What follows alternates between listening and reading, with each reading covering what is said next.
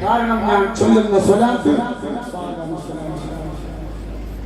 ഒരെണ്ണം ചൊല്ലിയാൽ മതി 6 ലക്ഷം പ്രതികൾ.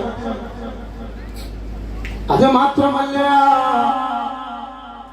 ഈ സ്വലാത്തുണ്ടല്ലോ, ഇത് പതിവാക്കി ചൊല്ലുന്ന ആളുകൾ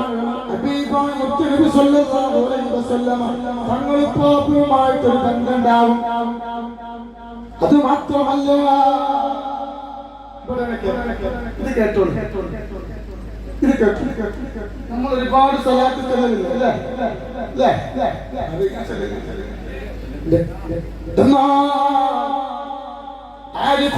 പറയാം,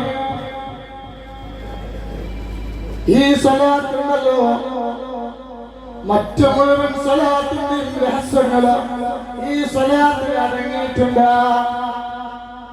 മറ്റുള്ള സ്വലാത്തിന്റെ എല്ലാ രഹസ്യങ്ങളും ഈ സ്വലാത്തുൽ ഫാത്തിഹയിൽ അടങ്ങിയിട്ടുണ്ട്.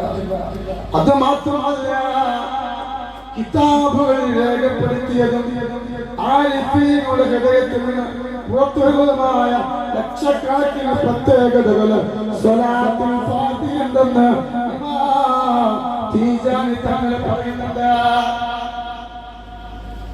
തങ്ങൾ പറയാ, അല്ലാഹു സുബ്ഹാനഹു വ തആല എല്ലാ ദിവസവും ഈ സ്വലാത്ത് ചൊല്ലാൻ അല്ലാഹു ഭാഗ്യം നൽകട്ടെ.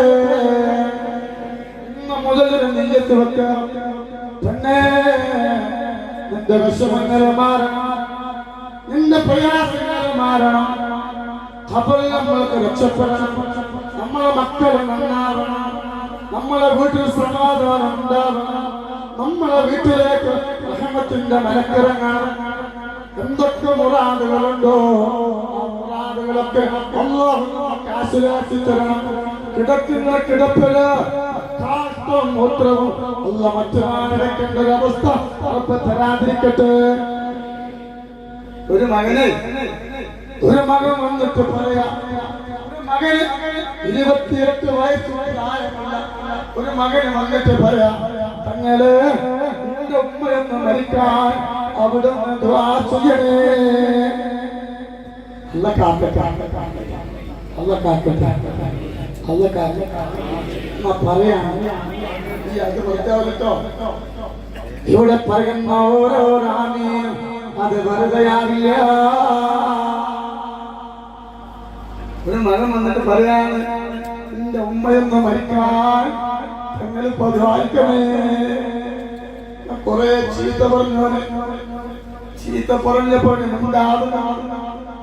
എന്നിട്ട് കരഞ്ഞുകൊണ്ട് പറഞ്ഞു, നിങ്ങളെ എന്റെ അമ്മക്ക് ഞാനൊരു മകനാണ്, എന്റെ അമ്മക്ക് ഞാനൊരു മകനാണ്. എന്റെ ഉമ്മ സ്റ്റോക്ക്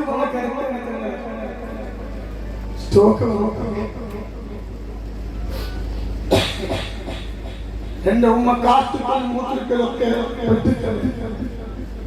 കുറെ പണിക്കാരൻ നിൽക്കി. എന്റെ ഉമ്മ ഞാൻ ചീത്ത പണിക്കാരൻ നിൽക്കുന്നില്ല. അങ്ങനെ ഞാൻ കല്യാണം കഴിച്ചു.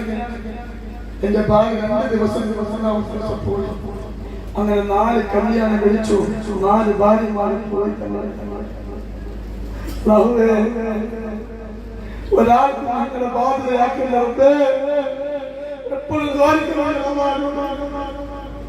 പട്ടിണി കിടന്ന ഭക്ഷണം തരുന്ന ആൾക്കാരാണ്. നമ്മള് പട്ടിണി കിടന്നാല് ആരെങ്കിലും ഭക്ഷണം തേന് വാങ്ങിക്കൊള്ളില്ല, പരിപാടി തുടങ്ങാം.